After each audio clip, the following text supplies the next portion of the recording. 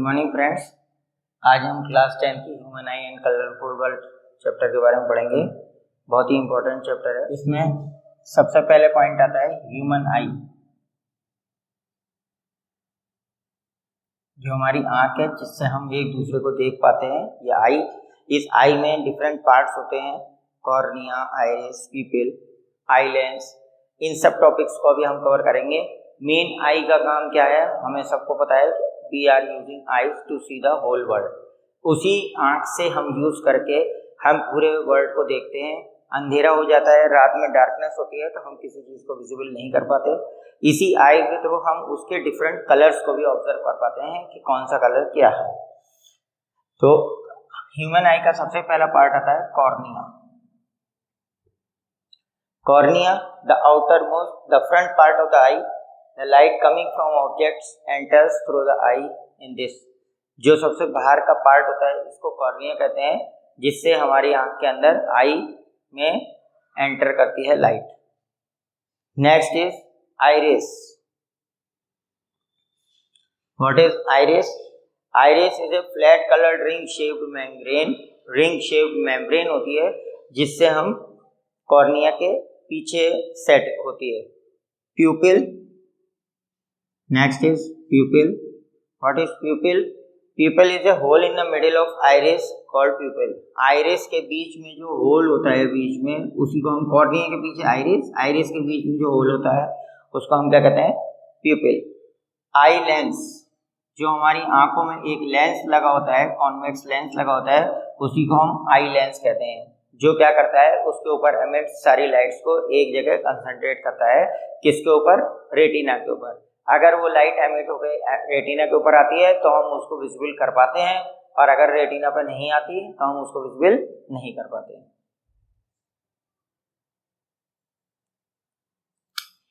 Eye lens के बाद आता है सिलेरी मसल्स।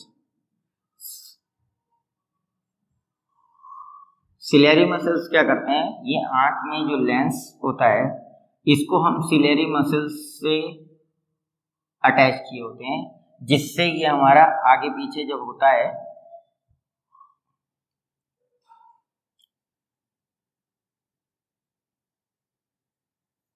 तो ये जब आगे पीछे होता है सिलेरी मसल से, जब कोई ऑब्जेक्ट, देखिए ये लेंस है और यहाँ पे ऑब्जेक्ट यहाँ रखा हो, यहाँ रखा हो, उसके अकॉर्डिंग ये आगे पीछे करता है, क्योंकि हमारे रेटिना के ऊपर ही पिक्चर चाहिए। अगर रेटिना के ऊपर पिक्चर नहीं बनेगी, उससे पहले बन जाए या तो इमेज, या उसके बाद बन जाए, तो हम उसको नहीं देख पाते। हमें इमेज किस पे चाहिए? रेटिना पे।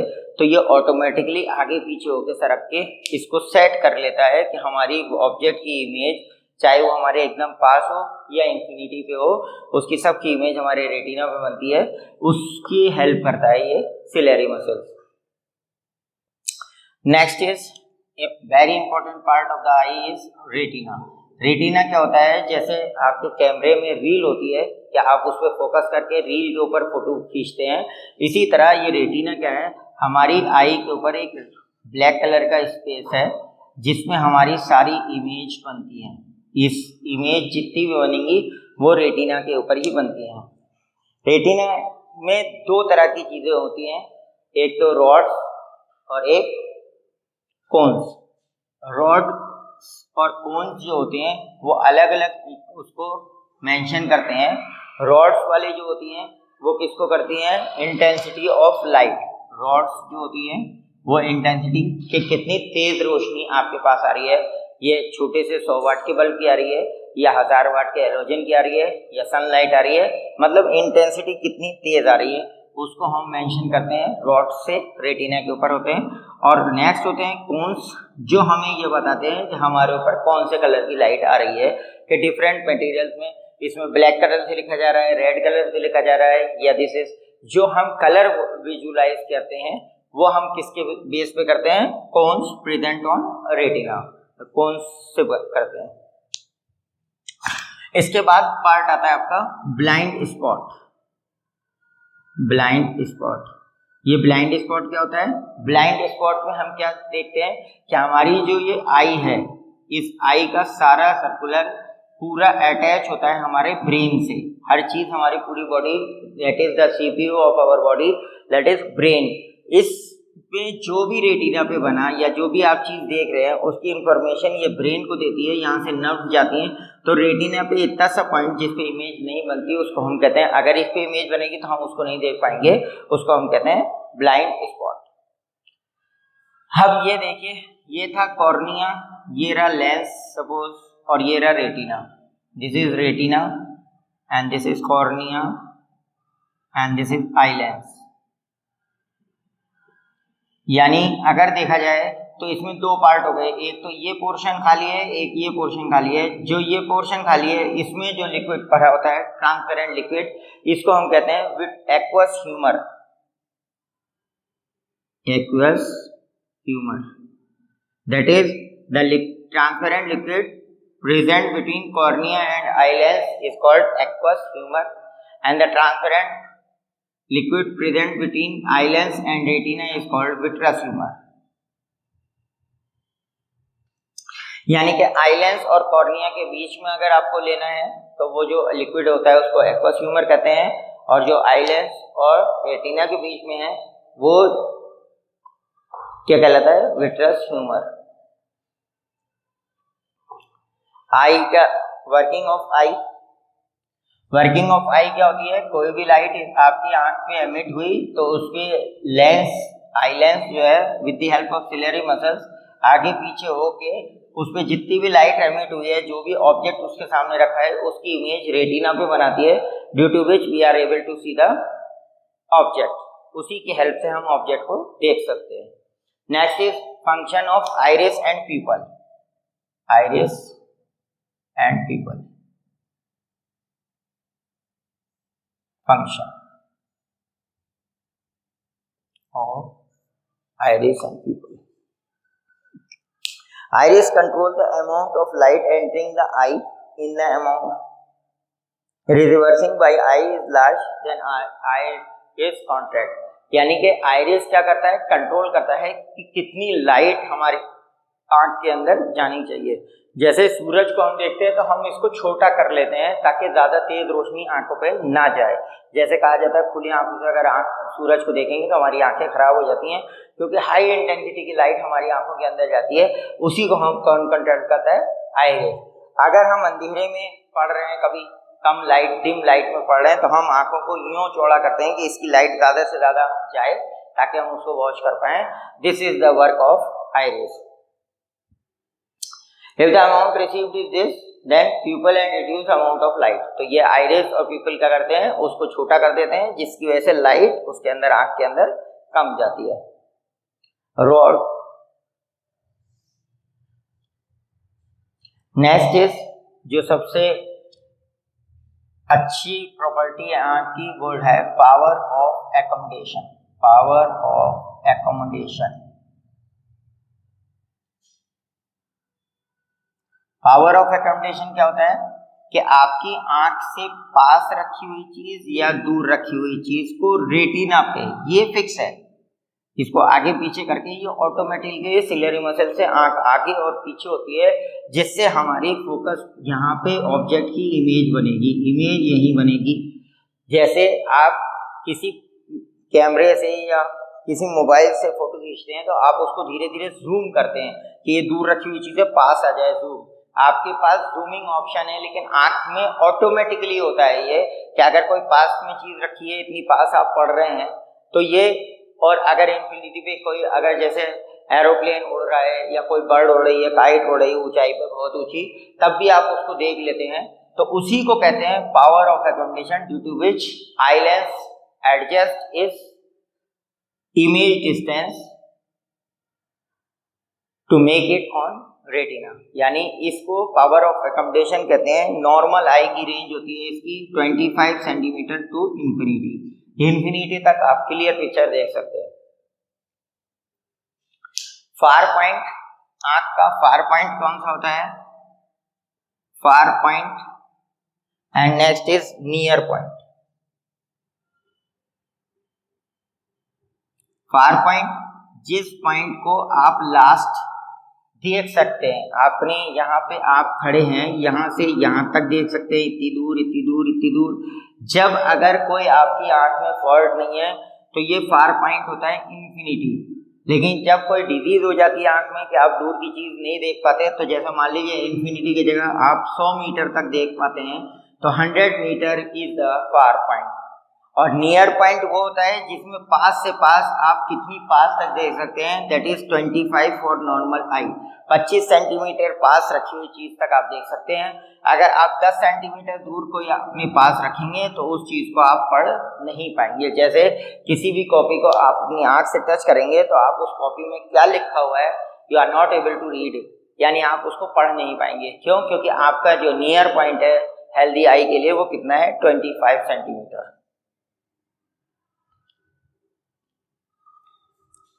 नेक्स्ट आपके जो आंख के फॉल्ट्स शुरू होते हैं, यानी जो आंखों में आपके डिफेक्ट्स पाए जाते हैं, वो मेन 3 तरह के हैं। पहला है myopia, next is hypermetropia,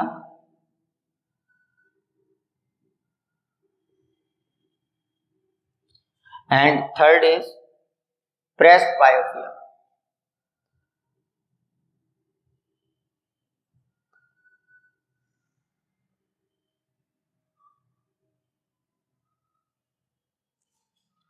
myopia क्या होता है?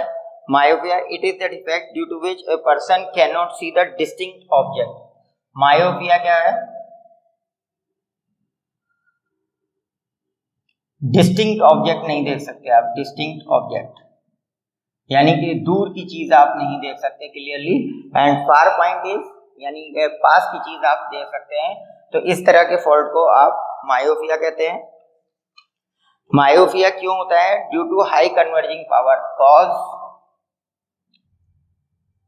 हाई कन्वर्जिंग पावर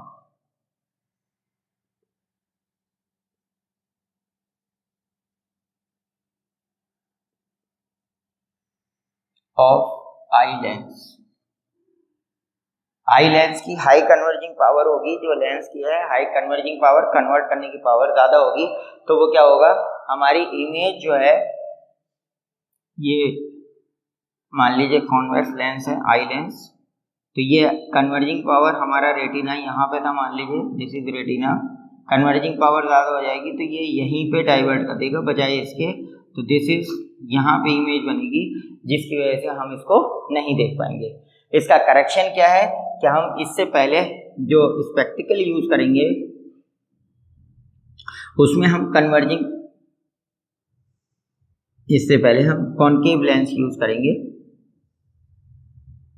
इस तरीके से।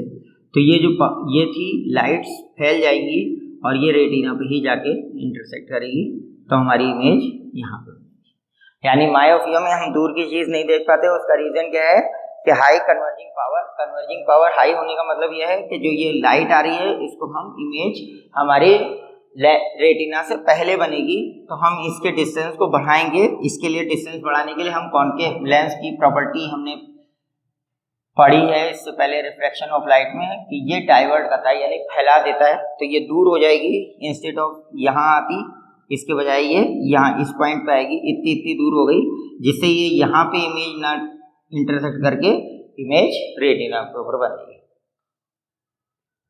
नेक्स्ट इज मायोपिया के बाद आपका आता है हाइपरमेट्रोपिया, जस्ट अपोजिट है, इसमें पास की चीज आपको क्लियर नहीं दिखेगी, दूर की चीज दिखेगी। इसका कारण है due to low converging power, इसकी लो कन्वर्जिंग पावर होने की वजह से हाइपरमेट्रोपिया की क्या है, ये पास की चीज नहीं देख पाएगा। इसका रीजन क्या है, लो कन्वर्जिंग पावर। तो इसका क्या है कि ये आपका रेटिना है सपोज,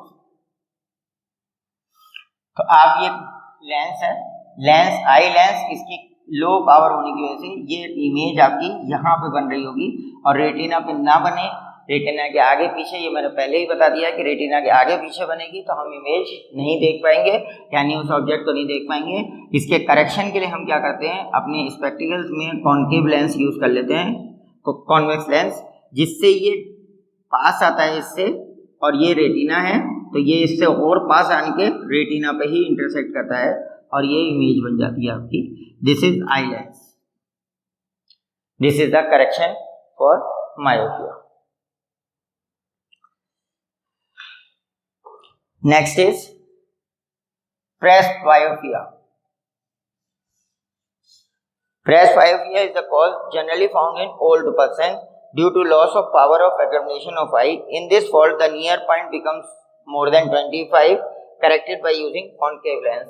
ये मायोपिया जो है ओल्ड एज में होता है, ओल्ड एज की वजह से हो जाता है, जिसकी वजह से हमारी पावर ऑफ रिकॉग्निशन कम हो जाती है. जैसे हम कॉन्केव लेंस यूज करते हैं, इसी तरह हम इसमें भी कॉन्केव यूज करके इसको हाइपरमेट्रोपिया की तरह करेक्ट कर सकते हैं कॉन्वेक्स लेंस यूज करके. Cataract, defect of I. Next is cataract.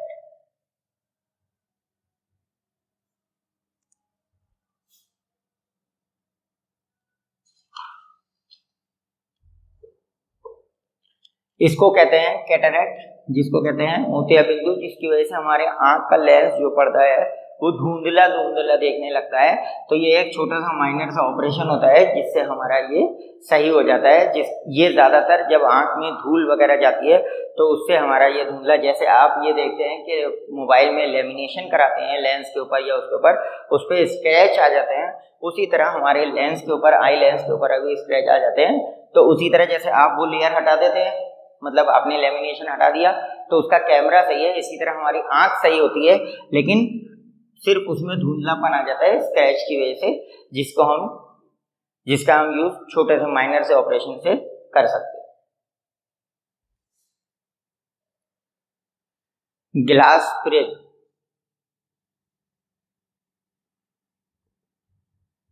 ये एक ट्रांसपेरेंट सब्सटेंस होता है जिसमें 2 triangle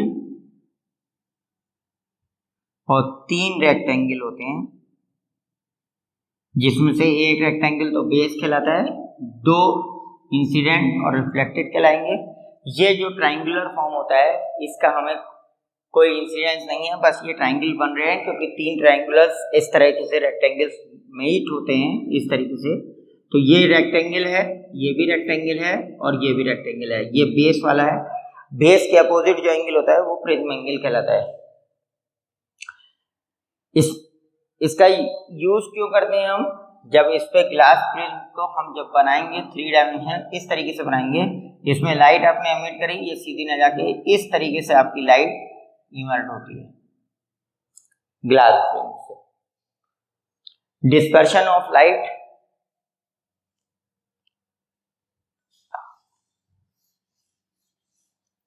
next is dispersion of light.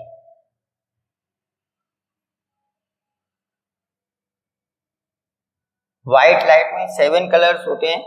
जब हम किसी ग्लास प्रिज्म से व्हाइट लाइट एमिट करते हैं तो ये अपने 7 रंगों में टूट जाती है. All the 7 colours will be watch on screen according to VIBGYOR.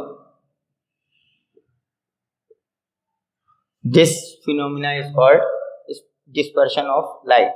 और इसी को हम जो व्हाइट स्क्रीन पर बना है हमारे पास 7 कलर, इसी को हम कहते हैं spectrum. Next is recombination of. जो व्हाइट लाइट का ऑर्डर है वो विबग्योर होता है, विबग्योर. इस ऑर्डर में लाइट 7 रंग में टूटती है. This is violet, Indigo,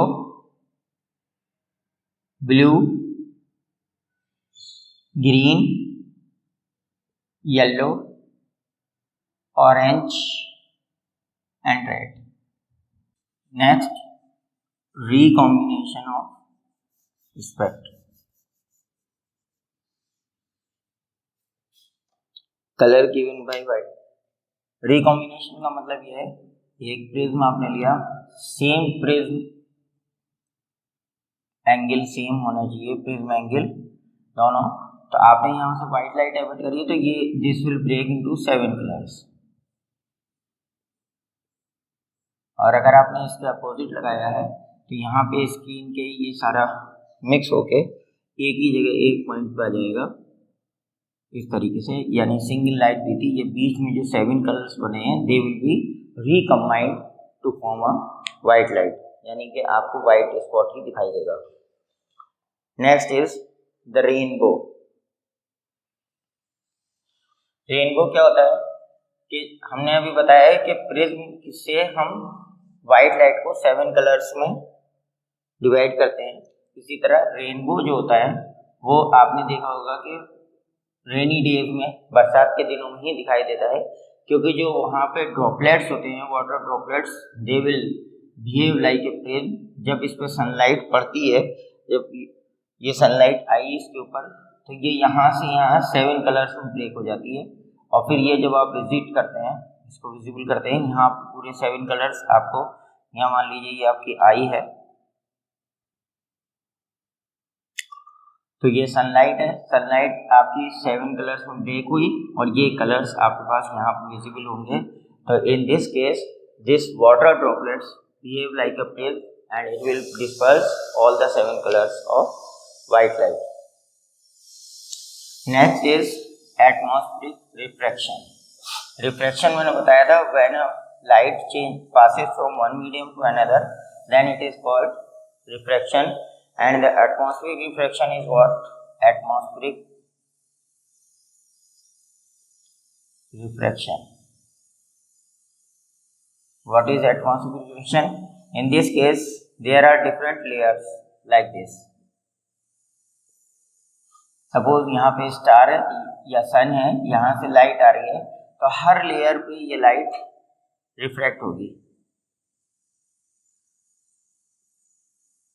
due to atmosphere, oxygen, nitrogen, इस तरह की लेयर्स लगी हुई है एटमॉस्फेयर में। तो ये यहाँ सीधी न जाके ये यहाँ पे आ रही है, यहाँ पे ऑब्जर्वर है, तो due to reflection take place due to atmospheric layer, that's why it is called atmospheric reflection, कि एटमॉस्फेरिक रिफ्लेक्शन की वजह से। और आपने बताया था reflection occurs due to change in speed, क्योंकि बार बार ये यहाँ पे लाइट चेंज हो रही है, that's why an observer appears that the stars twinkle। आपको रुक रुक के लाइट आती है, ब्रेक हो के आती है, इसीलिए हमें लगता है कि स्टार्स जो है ट्विंकल कर रहे हैं, तारे टिमटिमा रहे हैं। इसकी वजह से, एटमॉस्फेरिक रिफ्लेक्शन की वजह से stars twinkle. Second is stars seems higher than actually, जहाँ पे होते हैं उससे भी ज़्यादा ऊंचे दिखाई देते हैं। And advance sunrise and advance delayed sunset, यानी सनराइज होने से पहले ही पूरे में आपको लाली दिख जाती है, लाल लाल हो जाता है पूरा। और डिलेड सनसेट मतलब है कि सन के डूबने के बाद आपको सन नहीं दिखाई देगा, लेकिन फिर भी आपको पूरे एटमॉस्फेयर में रेड कलर के बादल दिखाई देंगे, रेडिश, क्योंकि सबसे लास्ट कलर पहुंचने वाला जो होता है उसमें कौन सा होता है? Red colour. Scattering of light, throw of light in various random direction is called scattering of light. आपने यहाँ वाटर ड्रॉपलेट ली, ये वाटर ड्रॉपलेट यहाँ पे गिरी, तो ये वाटर ड्रॉपलेट हर डायरेक्शन में गिरेगी, तो this is called scattering of light.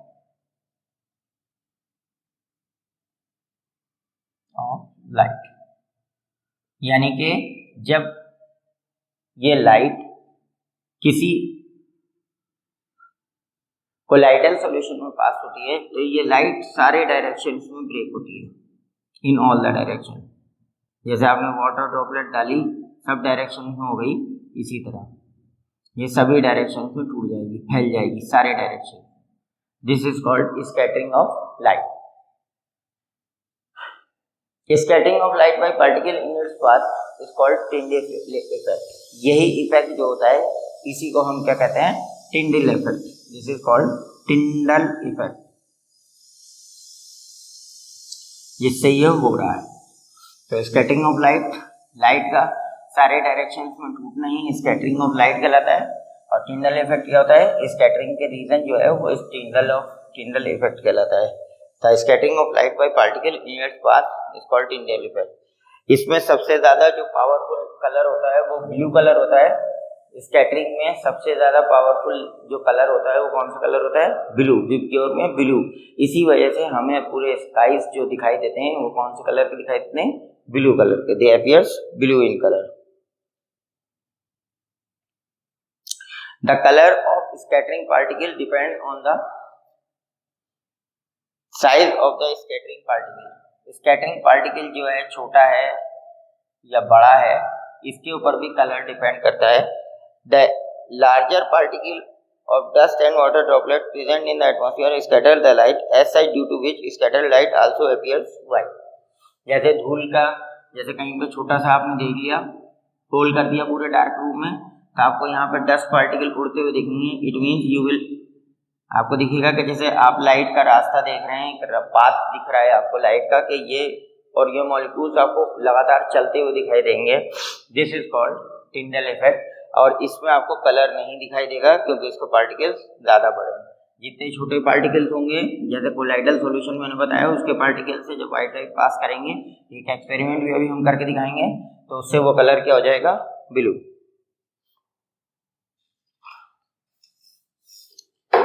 Next is dangerous signal.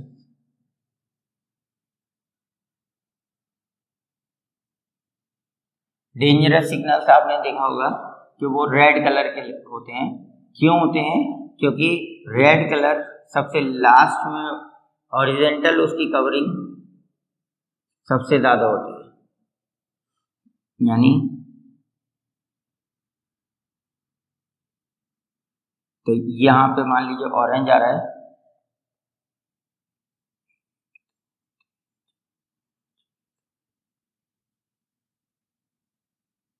इस तरीके से, यानी कि रेड सिग्नल्स आपको सबसे ज़्यादा दूर से दिखाई देते हैं क्योंकि इनका हॉरिजॉन्टल कवरिंग ज़्यादा होती है। तो रेड सिग्नल्स होते हैं, स्टॉपिंग सिग्नल्स होते हैं, वो डेंजरस सिग्नल होते हैं, वो रेड इसलिए बनाए जाते हैं ताकि आपको अचानक ब्रेक ना लगाना पड़े। ये रेड कलर आपको बहुत दूर से दिखाई दे जाता है।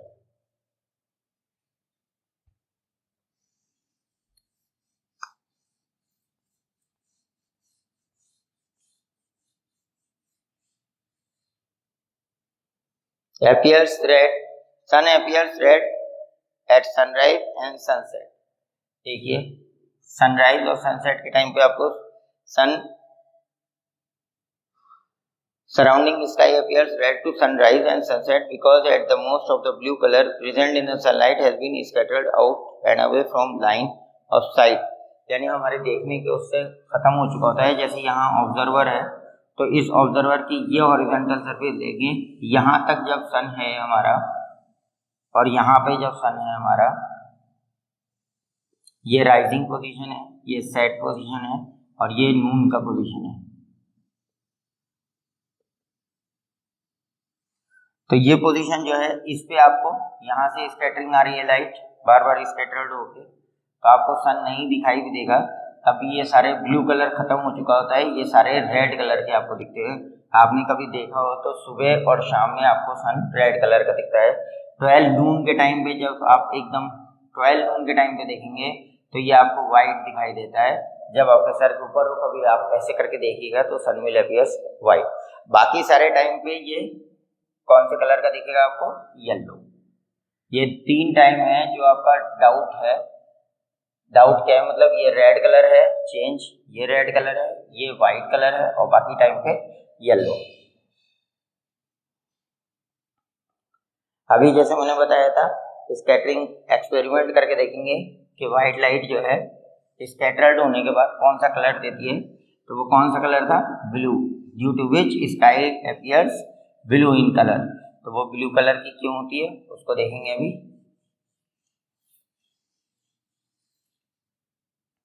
इसके लिए एक एक्सपेरिमेंट करते हैं। हमने एक कंटेनर लिया है, इसमें हमने कोलाइडल सॉल्यूशन छोड़ दिया, कोलाइडल सॉल्यूशन लिया है। यहाँ पे हमने वाइट लाइट ली है, वाइट लाइट इज सनलाइट। यहाँ हमने कॉन्वेक्स लेंस लगाया है और यहाँ पे भी दोबारा कॉन्वेक्स लेंस लगाया है। इस कॉन्वेक्स लेंस को हम क्या कर रहे हैं, यहाँ से हमने लाइट एमिट्स करी,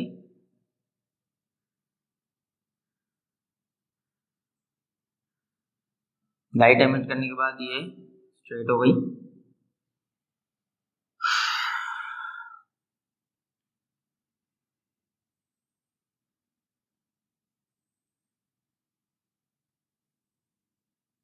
तो ये जो पैरेलल लाइट आएंगी,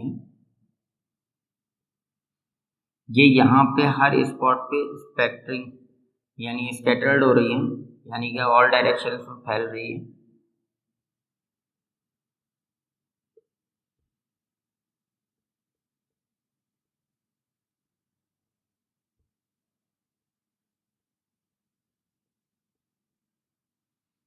अब हमने क्या करा, ऊपर की 2 लाइनों को हमने रोक लगा दी,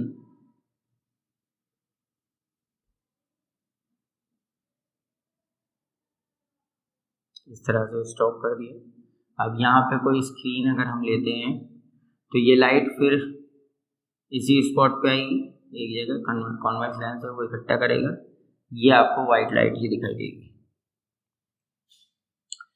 इतना पोर्शन आपका पूरा इकट्ठा हो गया, ये आपका पूरा रेड हो जाएगा। ये जो स्कैटर्ड लाइट है ये कोलाइडल सॉल्यूशन था। ये जो कलर है इस बीकर का जो कलर है ये appears blue, it means scattering of light and light is scattered, then the powerful color is blue, due to which sky appears blue in color. That's all in this video.